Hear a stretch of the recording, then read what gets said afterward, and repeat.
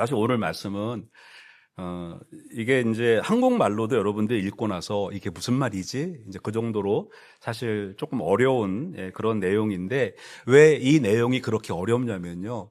그 당시 상황이 굉장히 어려운 상황이었습니다. 자, 사도 요한은 이제 사도 바울이 계시는데 사도 바울이 이제 편지를 쓰기 시작을 해서 성경이 모아지기 시작했고요. 따라서 이제 마가복음 또 마태, 누가복음이 쓰여지고 또 요한이 또 나중에 성경이 쓰여지는 걸 보면서 요한복음을 정리를 하고 하면서 그 성경이 이제 구성이 되기 시작을 합니다. 근데 사실 이때가 이제 사도 요한께서 편지를 쓸 이때는 무시무시한 기독교의 대박해, 네로의 대박해가 지나간 상태였어요. 근데 교회가 거의 뭐 초토화되다시피 한 그런 상황이었죠. 얼마 전에 그 영상을 하나 이렇게 제가 보려고 이렇게 열었는데 유튜브를 열었는데 거기 보니까 김정은이 장성택 사람들을 죽일 때 그 제목이 나오더라고요. 영상을 제가 보지는 않았는데 거기 뭐냐면 그 맹견을 며칠 동안 굶겼대요. 그러게 나오더라고요. 근데 그거를 제가 제목만 보고 영상은 보지는 않았는데 제가 그걸 딱 보면서 이게 네로 황제가 기독교인을 죽일 때 쓰던 방법입니다. 그 나쁜 것만 배우는 거죠. 네로 황제가 사자들을요, 몇 날 며칠을 굶겨요. 그리고 나서 기독교인들을 그 원형 경기장에다가 풀어놓고 한 번 먼저 이야기를 합니다. 예수 부인하고 나갈 사람 나가라. 살려줄게. 그리고 안 나가면은 이제 그 문이 이렇게 닫히죠. 톡톡톡톡 닫히고 나면은 그때 그 사자 우리가 이렇게 열립니다. 영화 보신 분들은 아마 그런 광경을 좀 보셨을 거예요. 그러면 그 굶주린 사자들이 기독교인들을 잡아먹는 이제 그게 그런 그 네로의 대박해. 뭐 기독교인들의 몸에서 나오는 그 지방을 가지고 뭐 횃불을 만든다든지 이러한 아주 잔인한 그 대박해가 지나갔는데 외적으로는 그러한 무시무시한 박해가요 네로 때 한 번 있던 게 아니고 우리 교회사를 배워보면 10대 박해라고 있습니다. 여러분들이 잘 알고 계시는 그 철학자 마르쿠스 아울렐리우스 그분도 보통 아니게 기독교인을 그 박해한 거예요. 여러분들도 혹시 명상록 보신 분들이 있는데 사실 그 명상록을 우리 기독교인들이 볼 게 아니에요. 그분은 정말 기독교를 무지무지 박해한 분이기 때문에. 근데 외적인 박해는 그렇다 치고 또 내적으로도 교회가 문제가 생겼는데 그게 예수님이 이 땅에 오신 것에 대한 육체적 오심을 부인하는 겁니다. 현대에도 이제 현대 그 진보주의 교회에서는 예수님의 신성을 부인을 하거든요. 예수님은 그냥 인간이지 신이 아니다. 하나님을 너무 잘 믿으니까 하나님이 인간 중에서는 최고로 쳐주신 것이다. 그래서 그분을 그리스도다 한 거다. 이런 이게 현대에 있지만 근데 그 고대 초기 기독교에서는 그 반대로서 예수님은 사람의 몸을 입지 않고 하나님이 이 땅에 온 것이다라고 해가지고 가현설, 가짜로 오셨다 이렇게 이제 하는 문제가 있었는데요. 그만도 교회가 버거운데 몬타니즘이라는 신비주의가 교회에 들어옵니다. 터툴리안 이제 신학교에 가면 이 터툴리안이라는 그 신학자를 배우는데 터툴리안 어거스틴, 칼빈 이렇게 해가지고 삼위일체 교리를 이제 체계화시킨 분들인데 이 터툴리안으로 말하면 뭐라고 말할까요? 지금 신학대학 총장님 정도 되시는 이제 그러한 분인데 이분이 신비주의에 넘어간 거예요. 그러니까 그 당시 교회가 외적으로는 대박해가 엄습해오고 내적으로는 또 이단들 신비주의가 막 교회 안에 들어오게 되고 그러면서 교회가 막 흔들리는 거예요. 그럼 교회가 흔들리면 성도들은 얼마나 흔들렸을까요? 그러니까 이제 문제는 이제 교인들이 자, 이 상황에서 박해가 오는데 내가 예수 믿고 죽어도 되는 거야? 이게 흔들리는데 교회 안에서도 이렇게 막 그 교리가 흔들리고, 근데 그런 모습을 보면서 사도 요한께서, 자, 우리가 지금 이러한 어마어마한 고난 가운데 있고 교회가 흔들리는 가운데 있다. 그럼 우리가 이것을 뚫고 나가려면 뭔가가 있어야 되지 않냐? 흔들리지 않는 진리가 있어야 되지 않냐? 해서 오늘 사실 요한 2서는 아주 한 장밖에 없는 짧은 성경이에요. 근데 그럼에도 불구하고 사도 요한께서는 이 1절에서 3절 가운데서 영원한 진리에 대한 말씀을 해주고 계시는 것입니다. 자, 초대교회의 박해와 내적인 교리 때문에 흔들렸다면 현대에 있어서는 이 가치관 때문에 너무 흔들리는 세상이 아닙니까? 지난주에 이제 큰 그 뉴스가 두 개가 있었는데, 저는 이게 뉴스를 전체를 보진 않아요. 그냥 제목만 뜨면 이렇게 쭉 한번 올려보고 또 너무 모르면 안 되니까 쭉 한번 올려봤는데 비트코인에 대한 이야기가 나오더라고요. 한때 비트코인이 12만 4천 원이 아니고 불까지 올라갔습니다. 그럼 도대체 얼마입니까? 한국 돈으로 하나에 1억 5천만 원? 1억 3천만 원, 5천만 원 미국 돈으로 하면 그렇게 올라갔어요, 하나에. 근데 지금 지난주에 얼마인 줄 아십니까? 6만 불. 여러분들 별로 안 놀라시는데 없으시니까. 근데 비트코인 있는 사람들은요, 완전히 그 절망 상태예요. 없으신 게 다행이시죠. 있어도 괜찮긴 하지만, 네. 원래 1불 때 있었으면 지금 6만 불짜리 괜찮아요. 근데 8만 불 때 사신 분들은요, 지금 2만 불이 날아간 거예요. 한 비트코인 하나에. 그래서 어떤 나라는 이제 앞으로 그 남미 어떤 나라는 그 비트코인을 그 나라의 통화로 했잖아요. 그 나라 완전 망한 거예요. 아마 그때가 한 8만 불, 9만 불 때 샀던 걸로 제가 기억이 되는데, 그러면은 그 나라는 다 날아가고. 그 정도로 이게 사람들이 생각했던 절대 그 기준이라는 게 현대에 와서는 완전히 그냥 무너져 버리는 거예요. 이게 기준이라는 자체가 현대에 와서는 자꾸 무너지는데, 또 하나 큰 뉴스가 있었죠. 스페이스 X. 여러분들 뭐 돈이 없으시니까 별로 관심이 없으신데 한 주당 150불씩 나왔어요. 그러면서 일론 머스크가 얼마나 부자가 되었냐면 그 스페이스 X의 70%의 주식을 일론 머스크가 갖고 있었대요. 그래서 그가 가진 돈이 1700조인가요? 얼마를 갖고 있다 그러더라고요. 그게 어느 정도냐면 구글 그 CEO 부자 재산의 3배. 그러니까 현재 세계에서 가장 부자 2위에서 4위까지 합친 돈하고 같은 부자가 됐고요. 현금을 제일 많이 가지고, 옛날에는 한국에는 그 돈병철 회장님이 현금을 제일 많이 갖고 있었다는데, 지금은 이제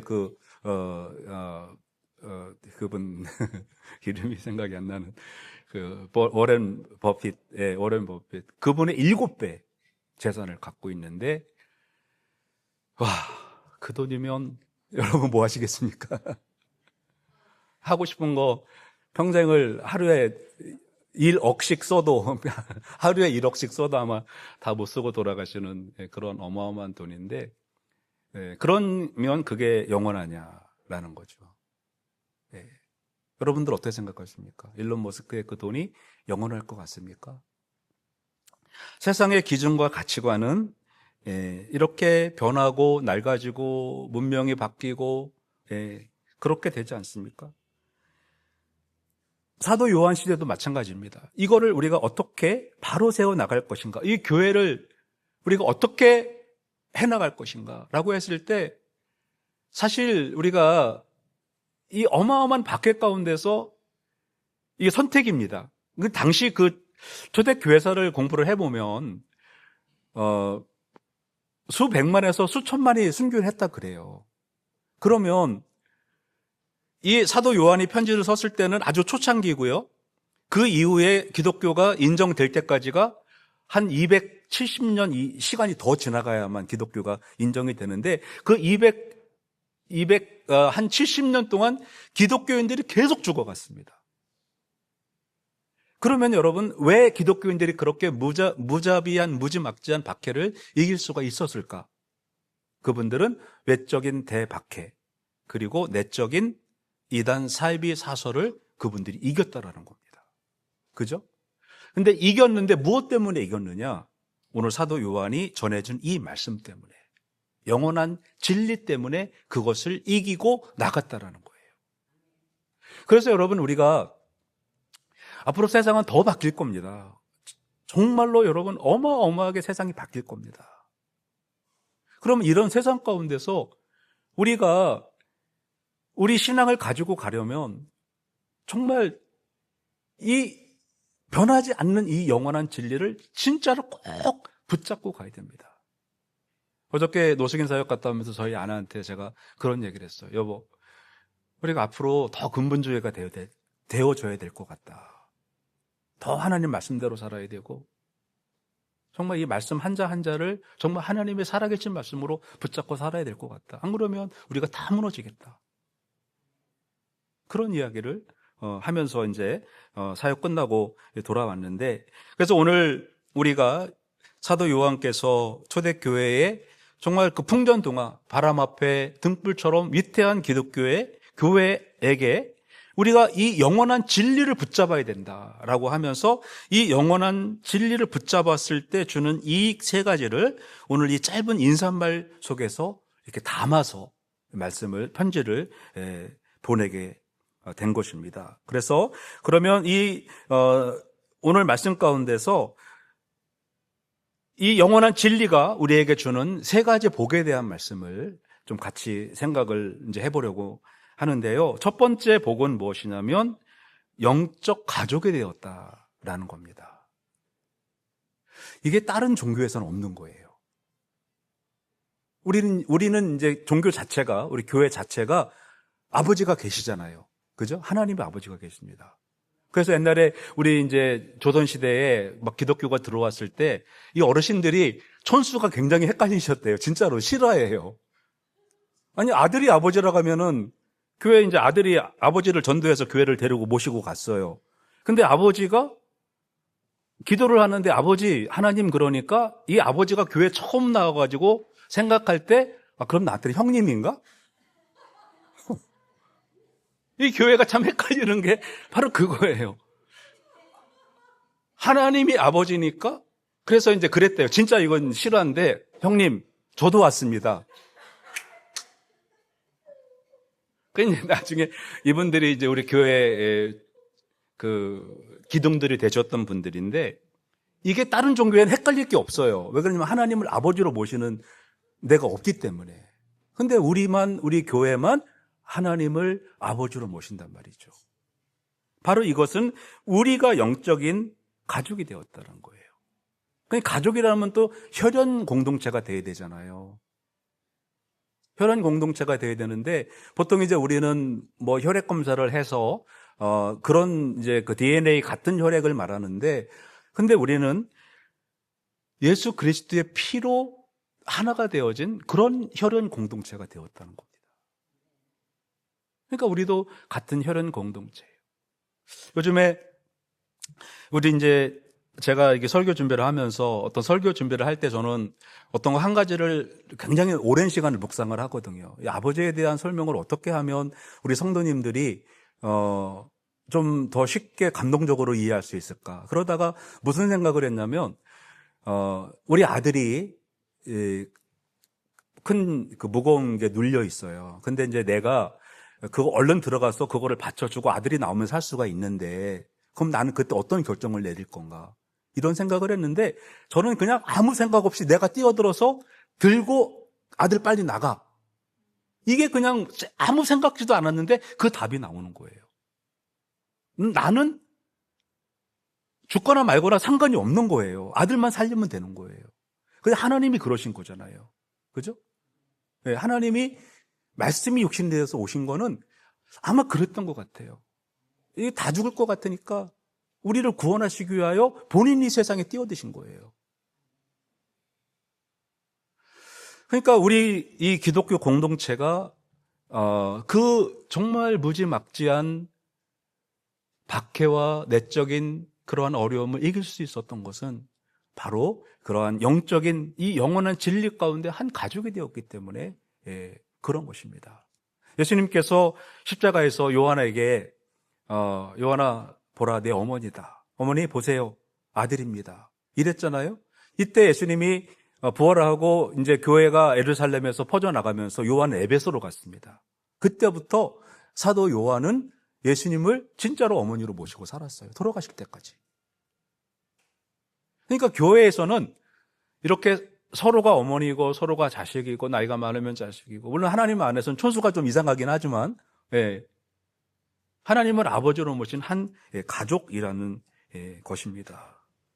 그래서 여자분들에겐 죄송하지만 이 남자분들이 이 수명이 짧은 이유 중에 하나가 아버지라는 그 스트레스 때문에 그렇습니다. 스트레스가요 소화도 안 되게 하고 또 많은 병도 유발시키잖아요. 그래서 병원에 가면은 사람들이 스트레스 좀 그만 받으시라고. 그래서 시골에 그 노인 어르신들도 스트레스가 영어인데도 그냥 스트레스가 무슨 말인지 다 알아요. 왜? 다 있으니까 세상 사람들이. 근데 아버지가 가진 스트레스는 사실 일을 힘들게 해도요 책임자에게 그런 게 더 있잖아요. 이제 물론 시대가 조금 바뀌면 이제 뭐 한국의 그런 가장이라는 게 한국도 이미 없어졌잖아요. 이제 가장이라는 단어를 더 이상 안 씁니다. 한국도 그런 단어가 없어져 버렸어요. 그런데 어쨌거나 우리가 그런 그 아직 문화가 남아있는 상황에서는 이 아버지는 이 책임감 때문에 수명이 여자분들보다 2, 3년이 짧아진다는 거예요. 이런 우리가 이 교회를 향한 초대교회의 한 가족이 되어서 그러한 고난과 박해를 이겨나갔던 그러한 것. 그것은 그렇게 될 수 있었던 것은 다른 게 아닙니다. 여러분, 우리가 돈을 내서 내 주머니에 있는 돈을 사람들에게 줄 수 있는 것은 누구에게 줄 수 있습니까? 우리가 가족이라고 생각하기 때문에 주는 거예요. 어떤 분은 저한테 500불을 주시면서 이거 좋은데 써달라고. 여러분, 그 500불이라는 돈 얼마나 큰 돈입니까? 어떤 분은 뭐 더 큰 돈을 주시면서 써달라고. 그럼 저는 그거를 또 정말 좋은 곳에 이렇게 보내주고. 뭐 제가 캐시니까 가져도 필수 안 나고 주신 분도 누구한테 얘기 안 하시는 분이라 그냥 내가 쓰면 몰라요. 근데 저는 한 번도 그렇게 사용한 적이 없습니다. 왜 그러냐면 서로 가족이고. 그러면은 가족들은요 내 거를 챙기는 사람이 아니고 서로를 생각해주는 사람들이에요. 그래서 오늘 이 첫 번째 말씀은 이 영원한 진리는요 하나님 안에서 우리를 한 가족으로 만들어 주었습니다. 그래서 교회가 그 박해를 이길 수가 있었던 것입니다. 그 다음에 두 번째 말씀은 2절에 나와 있는 말씀이거든요. 두 번째 말씀은 이 영원한 진리 때문에 흔들리지 않는 정체성을 갖게 되었습니다. 자, 우리 안에 거하여 영원히 우리와 함께할 진리로 말미암이로다. 그러니까 우리가 갖고 있는 이것은 우리에게 영원이라는 것을 주는 겁니다. 그러니까 이 영원이라는 것은 우리에게 정체성을 주는 거예요. 아, 나는 영원히 갈 사람이다 라는 것을 우리에게 주는 겁니다. 그래서 우리가 살아가는 이 세상에서 우리가 좀 더 열심히 살고 그거 굉장히 중요합니다. 아마 저도 여러분들보다 엄청 열심히 살아갑니다. 같이 일하는 그 친구들이 형님 너무 무리하시는 거 아니에요? 그런 이야기를 참 많이 들어요. 근데 무리하는 것보다도 더 열심히 살아내고 싶은 거예요. 만약에 저는 이 세상이 전부 끝이다라고 생각을 했으면 그렇게 살 이유가 하나도 없어요. 그죠? 근데 이 영원이라는 게 있잖아요. 이 영원이라는 것 때문에 우리가 살아가는 데서 이 현세에서 열심히 살아가는 겁니다. 어떤 분은 100세, 뭐 100세가 110세 넘어가시는 분들은 많지가 않지만 요즘에는 100세 시대잖아요. 살아간다고 해도 뭐 저는 뭐 7, 80세 산다 그래도 저는 이렇게 살아가는 것, 영적인 정체성이 저는 분명하기 때문에 하나님이 우리를 구원하신다는 게 분명하기 때문에 이 정체성 때문에 나가는 거예요. 안 흔들리냐고요? 흔들려요. 왜? 사람은 감정이 있기 때문에. 흔들리지만 갈 수 있는 건 뭐냐면 내 감정보다 더 강한 영원한 진리가 있기 때문에. 이 진리의 말씀은 지금까지 틀린 적이 없거든요. 그래서 여러분, 우리가 영원한 진리가 있다는 것, 영적인 담대함을 갖게 되는 것입니다. 감정은 날씨와 같습니다. 흔들리는 거예요. 어느 날 날씨가 너무 좋아. 그래서 옷을 가볍게 입고 갔더니 갑자기 바람이 불면서, 호주에서 그런 거 많이 느끼죠. 여름에 막 40도 막 올라가가지고 막 난리가 났는데 갑자기 오후에 되면서 그냥 막 비가 쏟아지고 막 차 닦은 날 오후에 꼭 그런 일이 있어갖고. 예. 근데 여러분, 제가 전에도 한번 말씀드렸지만 이 영원한 진리는 우리 체온과 같다고 보시면 됩니다. 체온은 36.5도. 그죠? 우리가 조금 추운 데 가면 체온이 한 35도로 떨어지나요? 아닙니다. 그냥 36.5도. 조금 더운 데 가면 어떻습니까? 물론 조금 올라가긴 하겠죠. 더우니까. 근데 여전히 우리 체온은 36.5도입니다. 우리의 체온처럼 환경에 변하지는 않습니다. 이 영적인 정체성 때문에, 영적인 담대함입니다. 근데 이게 죽으면은요, 그냥 기온에 따라서 우리 체온이 변하는 거예요. 우리가 이 담대함을 가져야 됩니다. 영적인 담대함을 가지면 우리의 체온이 변하지 않는 것처럼 우리는 유지가 되는 겁니다. 그리고 이 흔들리지 않습니다. 세상의 평가에 대한 것을 두려워하지 않아요. 세상이 나를 어떻게 평가하든 그게 물론 내가 어떻게 평가받느냐.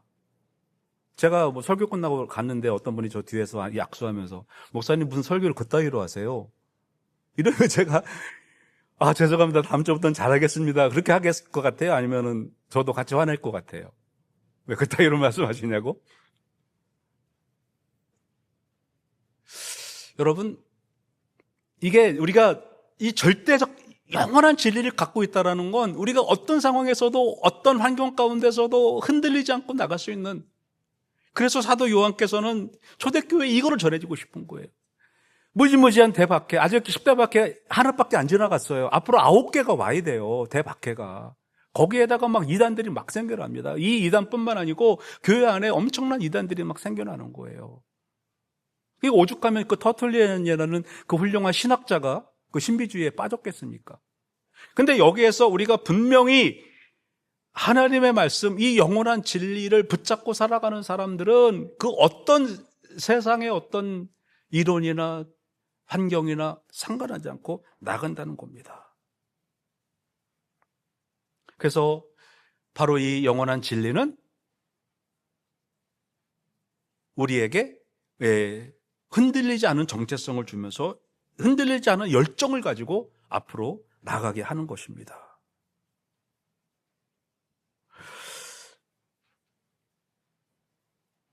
근데 여러분, 우리가 이제 사실 감정이 있잖아요. 그래서 어떤 분이 너무 힘들어서 막 하는 일도 잘 안 되고 또 너무 힘들어가지고 한국에서 있었던 일이에요. 그 단체에 가장 존경받는 그 목사님인데 존경받는 이제 그 단체의 그 목사님에게 가서 자기 얘기를 다 했대요. 다 얘기를 하더니 뭐 가족 이야기, 사업 이야기 뭐 다 얘기를 했더니 그 목사님이 가만히 듣고 계시다가 그러더래요. 나도 그래. 나도 힘들어. 그러니까 나도 그래. 그러니까 아니 목사님도요? 그럼 나도 똑같지. 근데 바로 여기에 답이 있는 거예요. 나도 그렇지만 나는 영적인 정체성이 있잖아요. 그죠? 그래서 이 영원한 진리는 우리를 영적 가족으로 만들고 우리에게 흔들리지 않는 정체성을 주는 거예요. 나는 세상의 사람의 일부이지만 그러나 나는 하나님으로부터 구원받은 백성이라는 그러한 정체성을 갖게 된다라는 것입니다. 사도 요한은 이거를 가르쳐주고 싶은 거예요. 그 다음에 세 번째 말씀은 이 영원한 진리 때문에 신령한 은혜가 주어진다라는 겁니다. 신령한 은혜. 우리가 이 영원한 진리를 붙잡고 있을 때 세 가지 여기 이제 오늘 말씀해 보니까 은혜, 긍휼, 그 다음에 평강. 예. 이 세 가지가 우리에게 주어진다라는 것입니다. 자, 은혜라는 건 조건이 없는 걸 말하죠. 은혜는 이제 카리스, 이거는 이제 조건이 없는 거를 말하는데 사실 우리는 하나님과 원수가 되었는데 아까 말한 것처럼 우리가 죽을 것 같으니까 하나님이 세상에 뛰어드신 거예요. 그 말씀이 육신이 되어서 우리 가운데 거하시게 되었다라는 거죠. 그래서 우리를 이제 구원해 주셔. 그것은 바로 은혜라는 겁니다. 그럼 그 은혜가 왜 생겼냐라는 거죠. 은혜가 생긴 이유는 긍휼 때문에 생겼다라는 겁니다. 사랑, 이 긍휼이라는 거는 이렇게 이제 불쌍히 여기는 마음이잖아요, 그죠? 네. 우리가 잘못했다고 우리를 혼내는 그게 아니고 하나님이 애들이 정말 헤어날 능력이 없구나. 그렇다고 하나님이 불의를 저지를 수도 없고. 제가 그 신학원 그 대학원 다닐 때 저희 이제 제가 다녔던 학교에는 일반 대학이라서 그 일반 대학 학생들이 기독교 그 개론을 배워야 돼요. 그 필수로. 그 안 배우면 졸업이 안 돼요. 근데 이제 불교 학생도 있고 이제 있잖아요. 한 번은 이제 제가 국문과, 영문과, 미술과 이런 이제 시험 감독을 제가 이제 교수님들은 바쁘시니까 조교들이 이제 시험 감독을 들어가거든요. 근데 어떤 학생들은 이 페이퍼를요 가져왔는데 신학생보다 더 잘 정리를 잘해갖고 갖고 와요. 그건 제가 뺐습니다. 네. 근데 이렇게 앞에서 보면 누가 이제 보고 쓰는지 누가 쓰는지 아는데 공부 잘하는 애들은 뭐 이거 페이퍼 볼 시간이 없어요. 자기 이제 외운 거 쓰느라고. 근데 공부 안 하는 애들이 꼭 보고 쓰거든요. 근데 어떤 아이들은 크게 글씨를 써놨는데 그거 그대로 써도 제가 보기에는 F 아니면 잘하면 D 줄 것 같은 그런 그 페이퍼가, 컨닝 페이퍼가 있거든요. 그러면 제가 뺏었다가 다시 줘요. 보고 쓰라고. 근데 뭐냐면, 이게 불공평하잖아요. 나는 노력 안 하고 점수를 받는 게, 불공평하잖아요.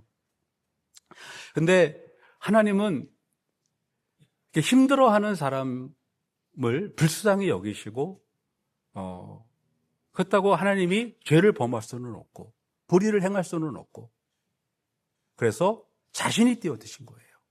그 아들을 보내시고 아들을 통하여 우리를 구원해 주시는 바로 그 긍휼을 말하는 것입니다. 그래서 하나님의 그 긍휼의 사랑, 그 다음에 세 가지 은혜 중에 하나는 평강인데요. 이 평강은 제가 전에도 말했지만 이 전쟁과 관련된 평강입니다. 그러면 전쟁 가운데서 평강을 누린다는 건 뭐 그건 있을 수가 없는 일이죠. 제가 철원에서 군대 생활을 했는데 제가 이제 근무하는 데가 앞에 피해 500능선이 있고 이쪽에 백마고지가 있고 그 다음에 뒤에 금악산이라는 데가 있어요. 거기가 굉장히 중요해서 김일성고지라는 데가 있는데 왜 김일성고지냐면 그 철원 평야를 뺏기고 김일성이 거기서 울었다 그래서 거기 이름이 김일성고지예요. 근데 저희가 이제 이렇게 산에 가서 교통호 같은 거, 방공호 같은 거 작업을, 이제 보수 작업을 나가거든요. 근데 한번 제가 이렇게 삽으로 땅을 파는데 뼈가 나오더라고요. 보니까 이제 우리 선임마사님한테 이렇게 물어보니까 신발, 이제 이쪽 한쪽이 나왔어요. 이쪽 팔하고, 이쪽하고 이제 그 벨트하고 이쪽 나왔는데, 누구냐고 했더니, 이게 선임하사님한테 이거 인민군 복장이라고 해서 인민군인 줄 알았거든요. 그래서 이제 저는 제가 이제 신학생 때였으니까 그렇게 안 했지만 어떤 그 고참 하나가 해가지고서 묻고 그다 절을 하더라고요. 그래서 저는 뭐 관여를 안 했지만 근데 이 전쟁이라는 게 여러분 얼마나 비참한지 모릅니다.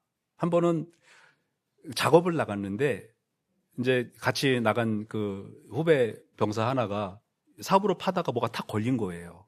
보니까 이만한 그 대전차 지뢰 있죠.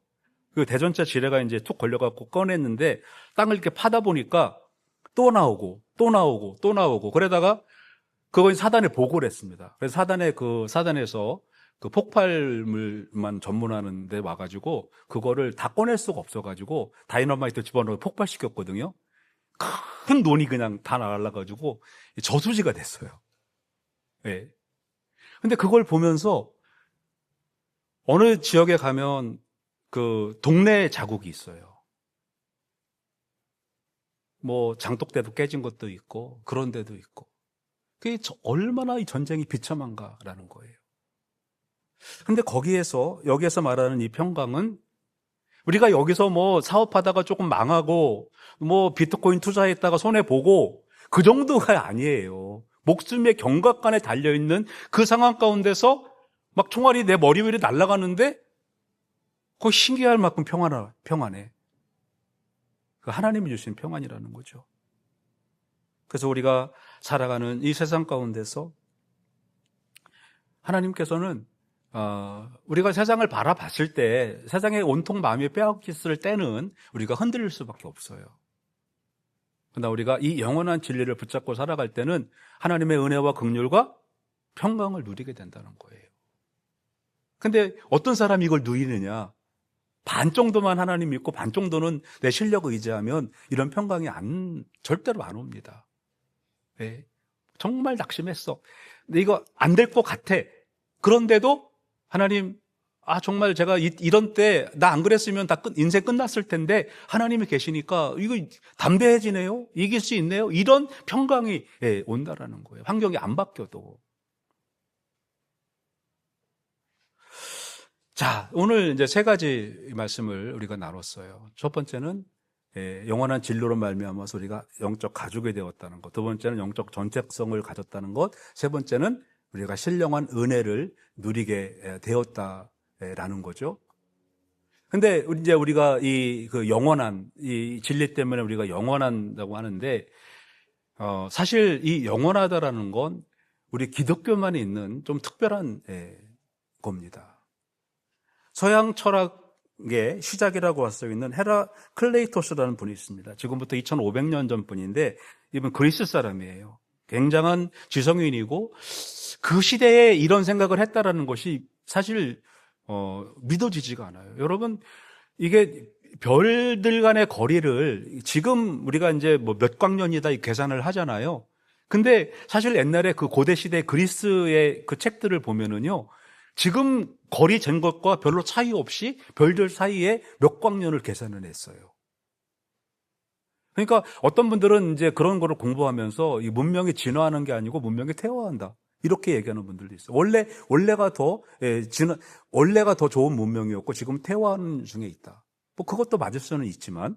근데 어쨌거나 이 헤라클레이토스 역시도 이분이 한 얘기가 그겁니다. 예. 그러니까 이제 본질은 이제 불이라는 겁니다. 이 불에 의해서 이 우주는 계속 변화가 가고 있다. 불교도 마찬가지잖아요. 불교 석가모니는 2600년 전 분인데 그분 불교의 핵심 진리 가운데 하나가 재행무상입니다. 뭐 뜻은 모르지만 들어는 보셨죠. 재행무상. 이 재행무상은 뭐냐면 우주 만물은 늘 머물러 있지 않고 이렇게 서로 연결되고 연기설이라고 하잖아요. 모든 게 연결되어 있다고. 연기에 의하여 끊임없이 변해가고 있다. 이게 재행무상입니다. 끊임없이 변해가고 있다. 자, 이 서양, 그 다음에 동양에서 두 축은 인도 철학과 중국 철학이잖아요. 그러니까 인도에서는 마찬가지고 또 중국도 마찬가지입니다. 주역에 보면 이 주역이라는 것은 변한다 뜻이에요. 계속 변한다. 그게 바뀔 역자입니다. 우주의 유일한 법칙은 변한다는 것이다. 근데 기독교만 안 변한다. 그러니까 기독교가 많이 욕을 먹는 이유가 그겁니다. 네, 현대에 와서는 제가 전에도 말했지만 상대주의 이야기했잖아요. 상대주의. 네, 너도 맞고 나도 맞고. 황희정승이 이야기를 하니까 얘기할 때 이 여종 말도 맞고 이 여종도 말도 맞고 또 부인이 또 뭐라 그러니까 듣고 보니까 부인 말도 맞네요. 다 맞아요. 근데 기독교는 아닙니다. 예, 맞는 건 하나입니다. 이렇게 얘기하는 거예요. 그러니까 기독교만 이렇게 박해를 받고 하는 이유가 바로 그거예요. 여러분, 양보해서 될 것 같으면 우리도 양보를 합니다. 근데 이 영원한 진리는 우리가 결코 양보할 수 없는 진리라는 겁니다. 예, 바로 그것이 그 진리는 누구냐? 바로 예수 그리스도이시고 예수 그리스도께서 이 땅에 오셔서 우리를 구원하셨다. 그게 진리예요. 사실 그거 하나 붙잡고 가는 겁니다. 제가 저의 모든 제 인생을 이 목회에 쏟아붓는 이유도 제가 교회를 해서 제가 무슨 유익을 보기 위하여 그런 건 아닌 건 여러분들이 더 아시잖아요. 내가 어떤 유익을 취하려고, 금전적인 유익을 취하려고, 그거 아닌 걸 여러분들이 아시잖아요.